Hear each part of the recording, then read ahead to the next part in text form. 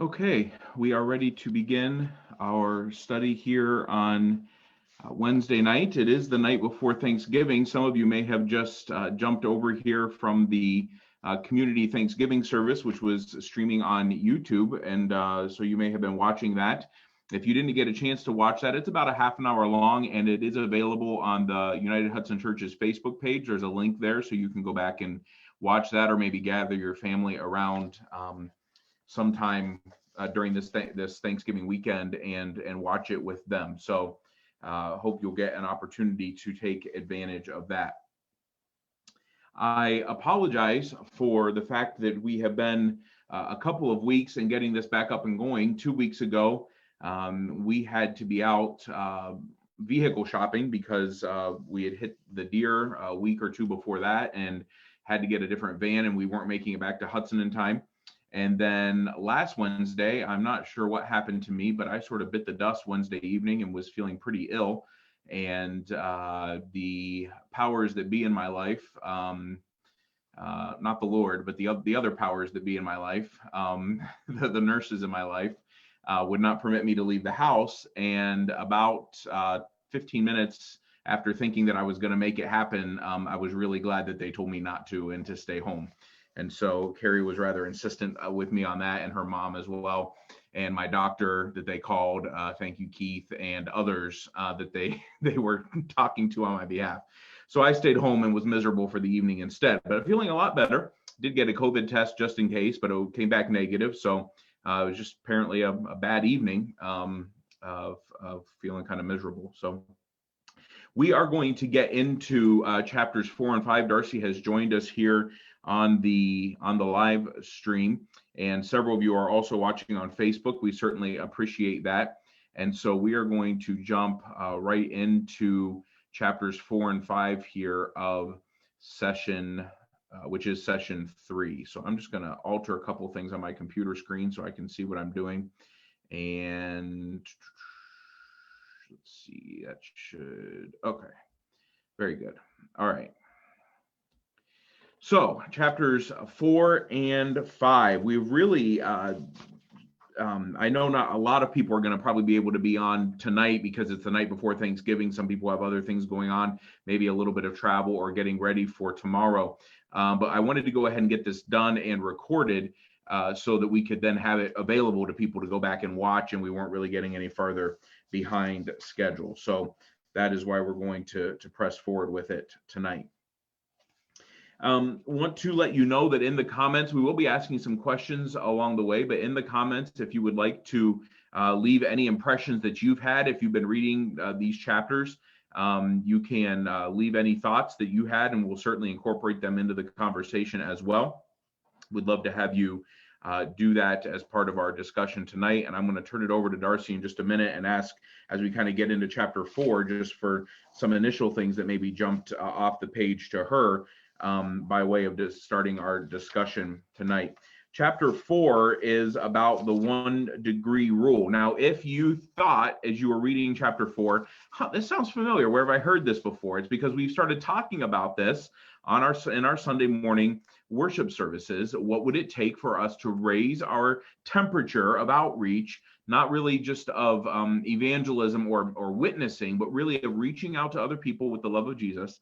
What would it take to raise it 1 degree?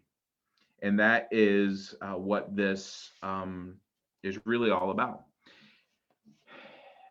It was going to coincide very nicely with the sermon that I did about 2 weeks ago, where I kind of concluded our series on Never Thirsty Again by inviting people to take little cards that we've laid out at the front of the church, you may remember. And they're called outreach temperature cards. They're just self-reflection pieces that really allow you to think about kind of where you're at in your own understanding of reaching other people with the love of Jesus. If you don't have one of those, or if you haven't been able to access one of those, we are going to drop into the comments here, at least I'm going to try to do it, a link where you can actually find that card. Now, it may look just a little bit different, but really the first part of the card is the part that we are interested in people taking note of, which is just kind of assessing where am I at in my own evangelism temperature. So Darcy, I don't know if you want to share anything either about your impressions from chapter 4 or your own experiences with using that idea of the 1 degree rule, because I know you and I have been working through that, and the board has been doing that now for about 6 months. But any thoughts that you have would be much appreciated, particularly around the 1 degree exercise. You're muted. Sorry, I had you mute earlier and then.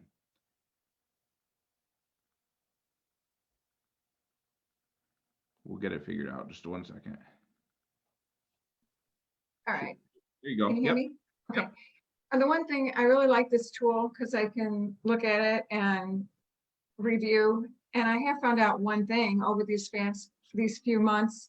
For quite a while there, when I have been reading the materials we've been going over, I found my temperature is getting higher, but I have found out that it goes back and forth, which is a surprise to me. But situations in our lives right now change, and like different people getting sick or something in the family goes on where we're maybe not focused on that so much.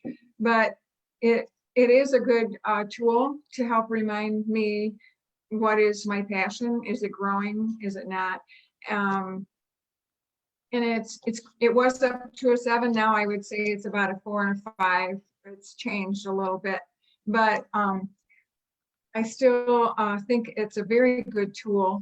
I keep it handy with my devotions when I'm having my prayer time, and also it's a reminder to pray for other people. And in this chapter 4, I was just going over that again. This guy had asked God to open his eyes to people that he usually wouldn't see or have a bad attitude about, different people that he doesn't even know, and he could actually pray for them and also see them from God's point of view instead of his own point of view. Sometimes we see people as an inconvenience or an irritation or something, but God can open our eyes to see them from his point of view, which is not that way at all. So I like that about this author, how he talked about him being in the O'Hare airport and how there was a little bit of irritation with him and the people in line. And then God did something, opened his eyes for him to see them differently, that they have needs, and everybody has needs, and everybody, some people are lonely, some people, it's a different way of looking at people. And so I think that was a really neat thing that God did for him, and I really believe God's faithful to do that for us. People we come across or see, or just mere acquaintances or even family members, to see them from a different point of view. And first of all, to pray for them, because I believe that prayer changes our heart towards other people, that we really do get a heart like God, and we want the things for them that God wants for them. That's what I got out of chapter 4. And the 1 degree. Then other thing about it is not comparing ourselves to other people when it comes to this degree of the temperature card, because we're all individuals, we're all different, and it's not a comparison thing at all. It's just for ourselves to know, where we're at. Yeah, I think of times, again, our board has been working through this material for a while now. And sometimes you come through a month where you're like, you know what, I just didn't put as much effort into it as I should have this month. Or there were 100 things that happened this month that just didn't permit me time that I thought I was going to have. My passion is still there, so maybe I'm a 4 or a 3, but I haven't been experiencing as many outcomes from it. And so I'm not quite up to a 6 or a 7. So I think that is an important component of it too. And we're actually going to talk I think it's in chapter 5, about how that plays out in different experiences with different people. And we're actually going to go back and reference and talk a little bit about the testimony that Carrie shared on Sunday morning a couple of weeks ago about how it looks different for different people, because I think that is such a key component, that it's not all cookie cutter experiences. And I think that's more in chapter 5. The outreach temperature card looks a little bit like this. This is what we were sharing with people. And let me, I should be able to bring this up so that you can see it a little better. there. Is that, can you see that okay? So this is really what it looks like, and it's really just broken down 1 through 10. And again, while this can be a good accountability tool to have someone else help hold you like accountable for like how are you doing spiritually or in outreach, as it may be, it really is, as Darcy said, more of a reflection tool. It's really about what am I experiencing, how am I doing, and then it gives you something to kind of go off of. So it starts with apathy, then growing passion, growing practice, growing impact, and then convergence, which is actually where we see a lot of things changing all around us. And it's really just an opportunity for you to say, where do I think I am? And then say, well, what could I do to maybe change that by 1 degree in the next 30 days? What could I do? The bottom, this was something we actually added. It's not in the book, but we added this to our temperature card. And it is this idea of what has happened in the last month that was encouraging to me. And so if you did have someone reach out to you, or you were able to have a conversation, or God just brought someone to mind repeatedly that you were praying for, and he just really laid them on your heart, that might be encouraging to you. What frustrated me, did you end up being super busy and you didn't anticipate it? Did you have someone that you were building a relationship with and then they just haven't been around, for a couple months, or whatever the case may be? There's going to be discouraging things. And if we don't call them for what they are and just pretend like everything's always great, we're not really being honest with ourselves. And then the third is, again, what do I plan to do to raise my outreach temperature next month or in the next 30 days? And we're going to be talking more and more about tools for how we can do that. And again, across the spectrum of the ways that people interact. But it's at least a question that we can be asking ourselves right now. So that is something that we want. I put in the link down there for how you can access this card. And I may even be able to, let me see if I can show you, just so people know where the resources are. I might be able to share that with you as well. Is that bringing up our website? Can you see that, Darcy? Okay. So when you go to that link, it brings up these transformation resources, and under the one that says temperature check, it says take a quick inventory of your own outreach temperature. If you hit the download link right there, it'll download that card to your computer, and then you can have it there, and you can do your own assessment for your outreach temperature. So it's, again, just a tool that we are trying to make available to people. Okay. Darcy mentioned the story that he talks about being at the airport and how it started out with frustration, that this was not how he wanted to be spending his time.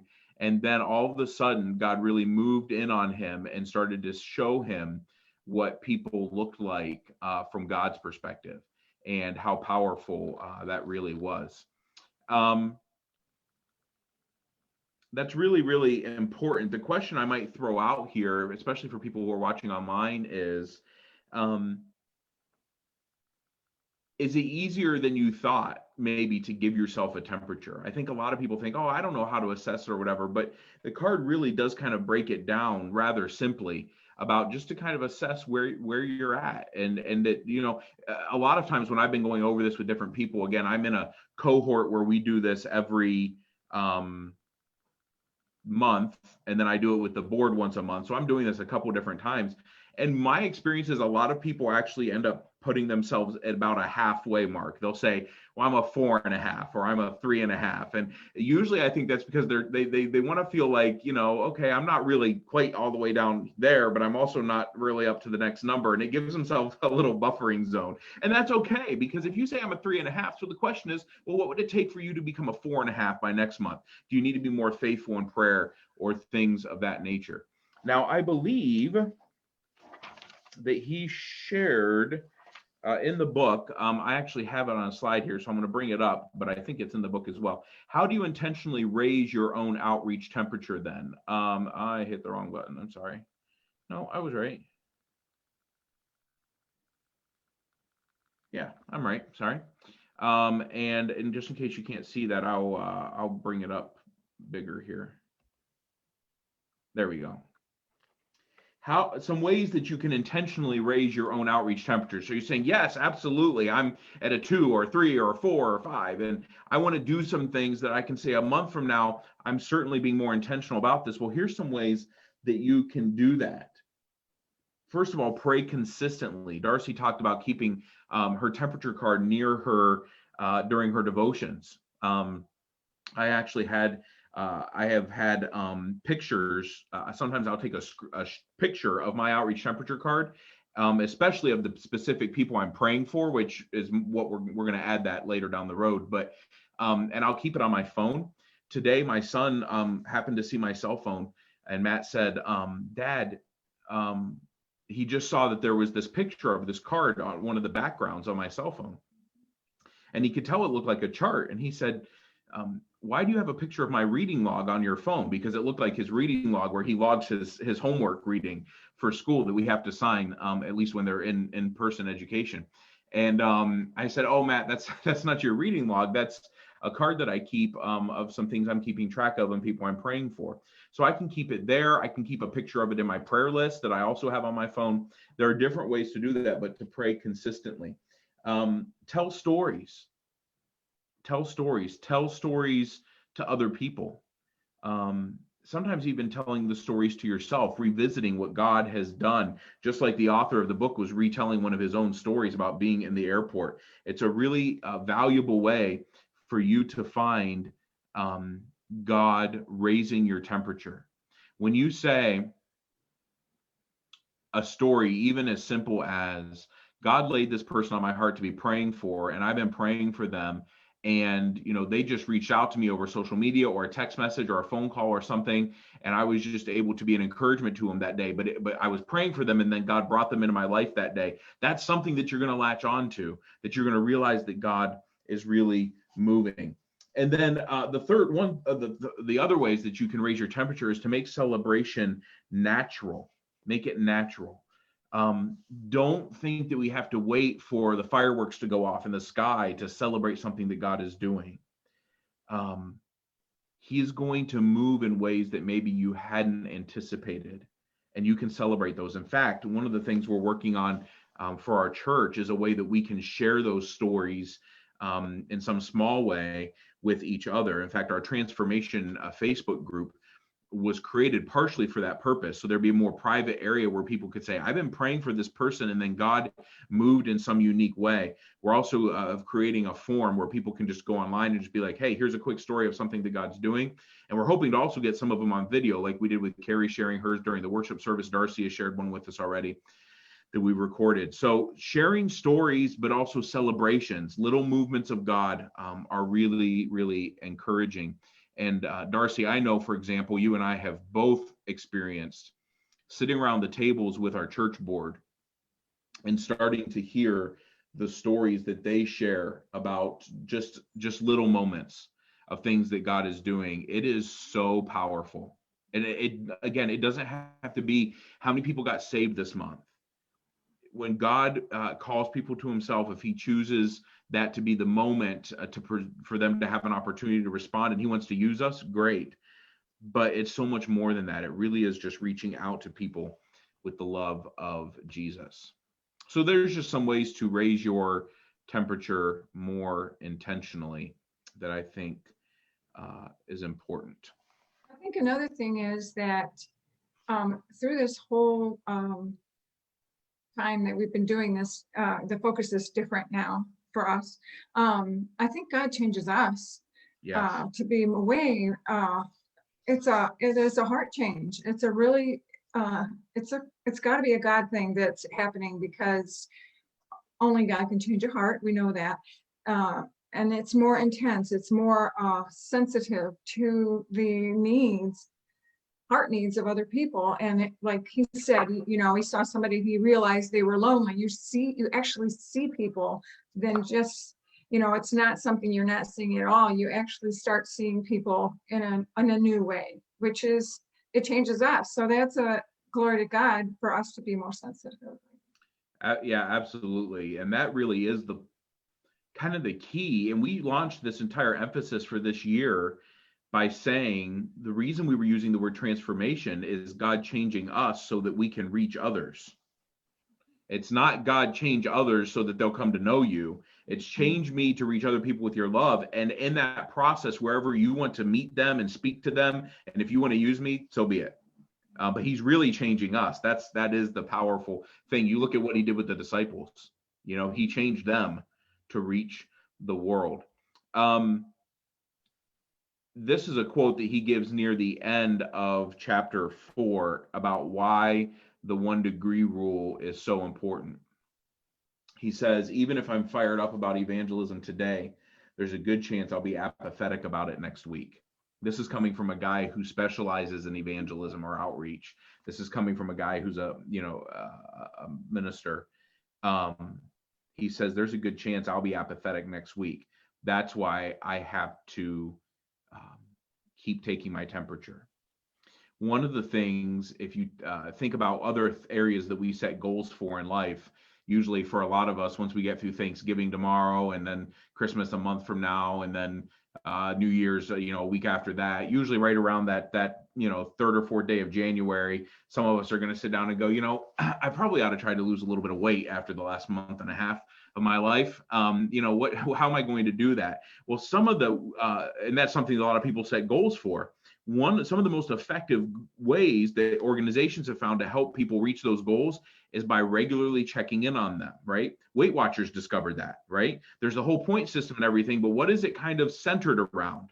The idea of we're going to kind of check in with each other and see how we're doing. So I might be apathetic a week from now. I can't say that when I started on this journey a year ago, 15 months ago now, that the entire time has been 8s, 9s, and 10s, and everything's going great. Just this last month, I was telling my group that I feel like I'm a 3 because the passion is there, but I'm just not engaging in as much stuff as I could because of just how life is going right now. And so that happens. And then sometimes also the group, when we check in with each other, or if we take our own temperature, we also find that maybe it's not been as bad off as we thought. We have had a couple of conversations. We have had God pressing people on our hearts and that sort of thing. And by the way, and I know this is tough as we're going more virtual, and I do want to remind people, by the way, don't forget that our services for Advent are all going to be online now. We made that decision this last week. But this is one reason why prayer groups are so important. We really want our prayer groups to become a place where we pray for each other, but we also encourage each other as we're praying for and reaching out to other people. I've told our prayer group leaders 3 simple questions I want you to ask the people in your prayer group. What are you celebrating? What are you struggling with? And who are you praying for that doesn't know Jesus? If we had people across our congregation answering those 3 questions, it would be a powerful thing. And part of it is because of this. I might be apathetic a couple weeks from now. I might need a little temperature check to see how I'm doing. And that's really, really important. Well, for time's sake, we're going to move on to chapter 5 then, because he begins to talk about the idea that everyone needs to play the game. And he uses that analogy of sports and how sometimes we think only the best players should be playing. Only the best players should be playing. But if we're really hoping to have the most impact, we actually need to get everyone involved in the game and in the training and in the understanding about what it is all about. And so that's what chapter 5 really is. And I'm going to throw a question out here, if I can find it, on our Facebook page. I'll put that out there. We'll see if it shows up in the feed. What are some reasons that people may not want to get involved in outreach? What are reasons that people may not want to get involved in outreach? We're going to come back and answer that in just a minute. Sometimes the church has done a disservice to itself by making ministry professional. We've made it sound like the guys or women who went to college, got degrees, have all the professional training, or they've been Christians for 3, 4, 5, 6 decades. Those are the people who should be doing ministry. but that is actually not the way that Jesus lays it out. He talks about everyone being salt and light. And we're going to talk about that in just a minute as well. So everyone plays. What are some reasons that people may not want to get involved in outreach? If there are responses coming in from Facebook, I'm going to monitor those so you can put those on. Darcy, any thoughts or ideas surrounding that question? Why do some people not want to get involved in outreach? I feel they don't feel they're qualified I think that's the number one. and they're intimidated. It's a scary thing. And rejection, and saying, well, first of all, if they thought they were having to do anything particular, that's a lot to put on somebody. And that's why this is so neat. It's not like that at all. Right. But I think the intimidation is quite, and not being qualified. Those are the two things I think that would affect the most. I think that's huge. People feel they aren't qualified, and there's that worry factor. Jean responded to the question. Thanks, Jean, for throwing that in there. Am I good enough, or I'm not as good as someone else? So you see how, somebody else really seems to have the gift for evangelism or for talking to other people. And this is where I wanted to go back a little bit and talk about the testimony that Carrie shared in church a couple weeks ago, because she talked about how, in our house, as I was getting more excited about, why do I not talk to more people? Why do I not, build relationships? And I like people. I'm an extrovert. And the more that I talked about it, the more that she felt like, okay, you and I are not on the same page here. Like, I would never dream. And she, like, the story she told, and I may have mentioned this in our last session, like, she's absolutely right. Like, I went on a walk in our neighborhood one evening, and I was going to be gone for like 20 minutes, just kind of walk around the block.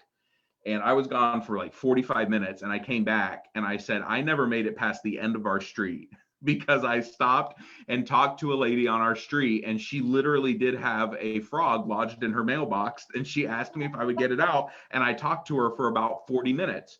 And by the time it was done, it is true that she had invited me into her home, showed me her house. She's an elderly woman who lives on our street, showed me how to get into her house if there was ever an emergency, and asked me if I would help officiate her funeral. And so, and she was a wonderful woman. She's a Catholic believer, and we had a great conversation. But that was my experience. And when I would come home with those stories, Carrie would just kind of be like, so how do you want me to get involved in doing this? Because that's not happening.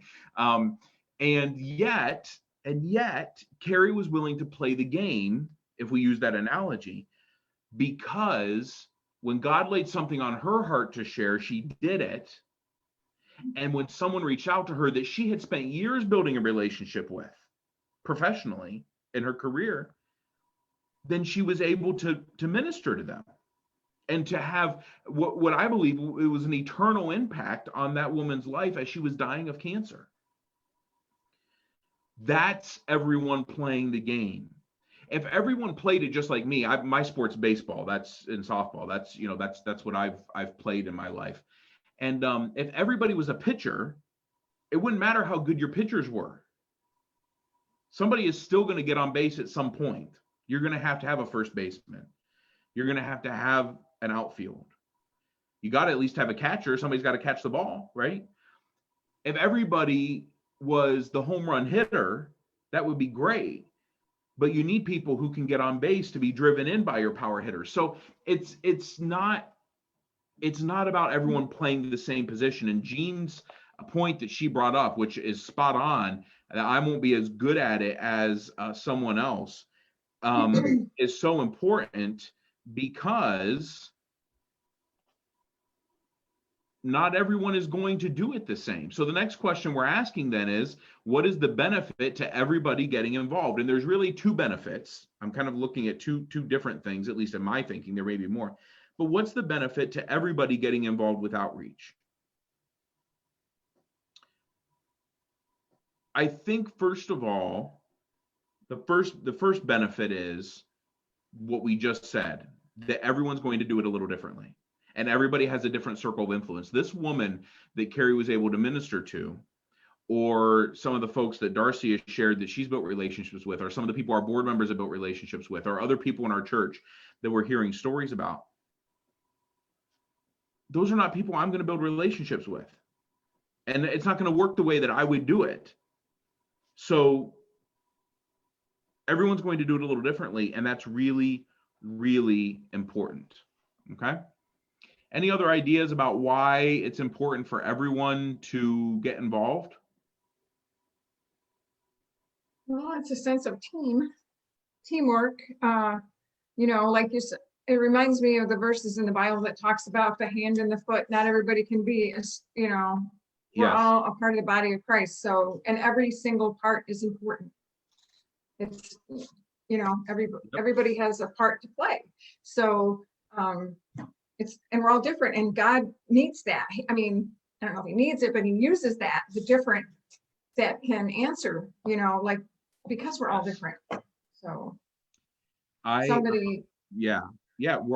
all going to have a different background, a different set of experiences. That's powerful, Darcy. I think that sometimes we forget that until we actually see someone else doing it. Jean responded again, people are different, they have different needs, and they're reached in different ways. It's so true. I know Jen has said, I'm sure she won't mind us sharing this, but she's talked about some of the people that she's had opportunities to just build relationship with and have conversations with because of her own background in theater and in teaching and so forth, that she would have conversations with students or with other people. They're not people I'm going to have conversations with. I'm not going to get that opportunity. And even if I did, I would never be adept at maneuvering in their world where they need someone to meet them. So that's a really important component of outreach. I think, and to kind of go along with what you said, Darcy, for me, I think that that second component that's so important is it helps develop the entire body of believers as well, right? He uses the example of coaching soccer in the book, that the players who were not used to playing because they weren't very good, when they started getting playing time, they really developed, and then they were excited about it, right?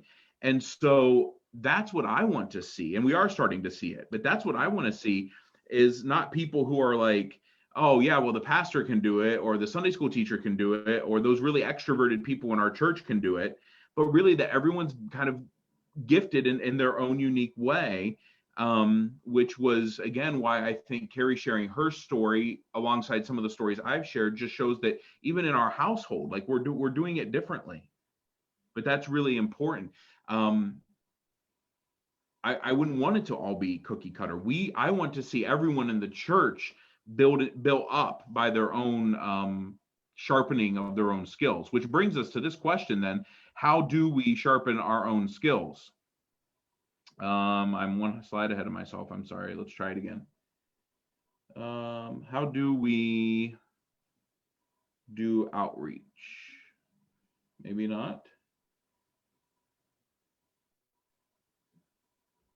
Sorry, my computer is just, there we go. You see that now? These are some ways of doing outreach. This is not all the ways of doing outreach. We're going to talk about salt and light. You saw that on there too. He talks about how salt and light serve important purposes for us. But here's some ways of doing outreach. Some people are confrontational. That just means that they're going to be like, do you know Jesus? Do you believe in God? And some people, we kind of, chuckle, but some people, that's the approach they need too. That's not just the approach some people are good at. Some people need that approach. Okay. For some, it's intellectual.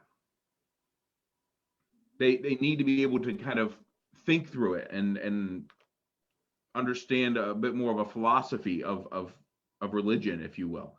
And that there's nothing wrong with that. Interpersonal, some people it's about the relationship. For some people it's testimonial. It's hearing what other people have experienced. Here's what God has done in my life. And that's a really important part. Invitational, inviting somebody to experience something powerful in their life, or service, serving other people the way that Jesus served people. So those are 5 ways of doing and there are many, many more. I don't mean that that's an exhaustive list, but it's a list that he has in the book. So let's talk quickly about salt and light. Do we have that up here now? There we go. Salt and light. Last question that we're going to throw out on Facebook for tonight, if I can get this to work. How do salt and light benefit us in our physical lives? What are the benefits of salt and light? Different realms of life. Obviously, light is more of a physical necessity for daily life. Salt is something that we use on a regular basis. I don't know that I would call it a necessity. Now, tomorrow's Thanksgiving. You might say salt's going to be a necessity. But the Bible talks about us being called to be salt and light, right? So how do salt and light benefit us? What do salt and light do? Well, salt's a preservative. Yep. And there is iodine in salt that we do need, our bodies need for on that note. But yes, salt is a preservative, and it keeps things from becoming bad. I mean, in the old days, they used to preserve meat and all that other stuff, cured meat and everything. So we are, our lives are being purified as we are growing in the Lord. And that looks really different to people. Just being like Jesus is a different type of person. And I think people recognize that. Other people do. If you have a joy in your life, or you, I think we are salt. If we, because it's a byproduct of being close to the Lord, we're going to be different. And there's a purification, there's a purity about us. I'm not saying we're finished at all, but there is a difference. There's a big difference in the way the world thinks, what values we have than what they have. And there's a peace that we have. That's a one thing. It's just different. And the salt, we're the salt of the earth. We are to be different than the world, because our hope is in something that's not of this world. So we would appear to be different. And salt is important for our lives to be reflections of that. Yeah. Absolutely. And the salt will affect things around it, the things that it comes in contact with. Light is the same way. Light will affect things that it comes in contact with. So let me move my screen a little bit here. Jean, again, basically said the same thing, that salt enhances flavors and light makes everything around it clearer. So that's, again, just basically sums it up, right? Light brings clarity, and salt enhances or makes things last longer, preserves them, enhances their flavor, whatever it is. Light makes it possible to function, to see things around us. So if we are going to be salt and light, then we shouldn't be as worried about, is it going exactly right? Just by being salt, by being in the situation, we bring an enhancing component to it. We flavor it, we preserve it, we help it because of God working through us. Again, it's nothing that we're doing. And by being light, we're showing a path, we're showing the way. We are allowing things to be revealed and make things clear, as Jean said, around us, obviously by pointing back to Jesus, because that's our job, is just to point to Jesus. And that is key to all of this. Okay. Any other thoughts, Darcy, from chapter 5? Anything else that kind of jumped out at you?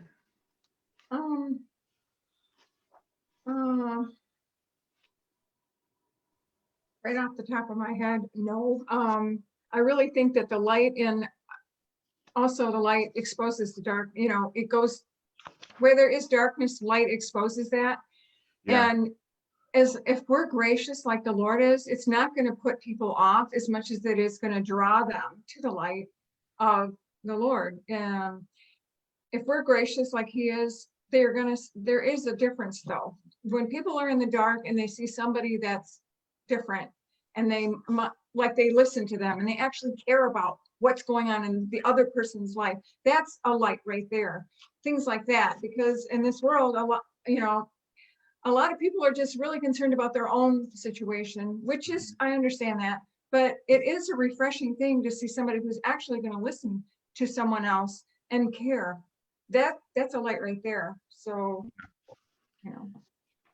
Good point. I like the fact that he says, Jesus does not say, if you would like to be the light of the world, then sign up to take a class at your church. He just says, you are the light of the world. And that's why I think part of what we're doing here, we're really trying, I mean, obviously we're doing a little bit of a class kind of a thing with this.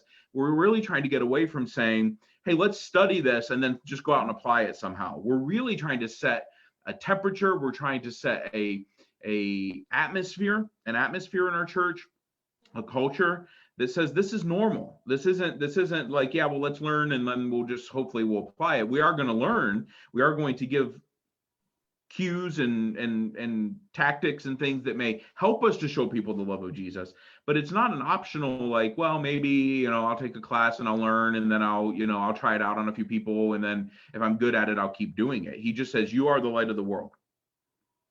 A city that is set on a hill cannot be hidden. You can't be hidden. That should be convicting to us, because sometimes I think the church is more hidden than it ought to be. And Jesus says, if you're really being the church, you can't be hidden. People will notice, whether it's a friend getting hold of you on social media and reaching out and asking for some guidance in their life, or whether it's a conversation you start with somebody in your neighborhood or someone who works with you in the factory or in the office. It's all ways that we are the light. Well, that brings us to the end of chapter 5. Good material here.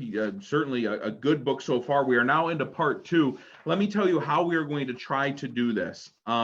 We're into part 2. We're going to try to do chapters 6 and 7, and we are still going to try to do this through Advent. We are not doing Sunday night Bible study during Advent. We're going to be doing kind of devotional messages on Sunday morning as we get into our Advent series, The Weary World Rejoices. And you're going to want to be a part of that. We got some good material that's going to be coming up through Advent.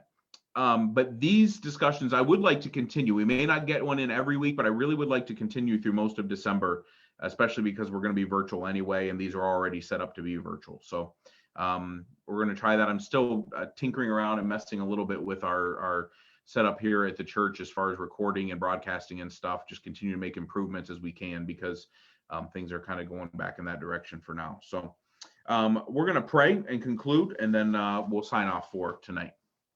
Lord, we are thankful for your calling on our lives to be salt and light. And we're thankful that it's not really up to us to be good at it. It's just being available to you. We thank you for the Thanksgiving holiday and for a reminder of all your goodness. Lord, may we show that goodness to others around us. May we live it out. We thank you for all of your blessings. Grant us your grace and peace now as we go on into the rest of this week, to be your people, not just in our own lives, Lord, not just in the church, but in the world in which you've called us to live.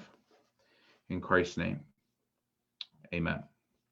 All right, thank you everyone for joining us, and we will hopefully plan to tackle the next 2 chapters next Wednesday night as we continue in the story.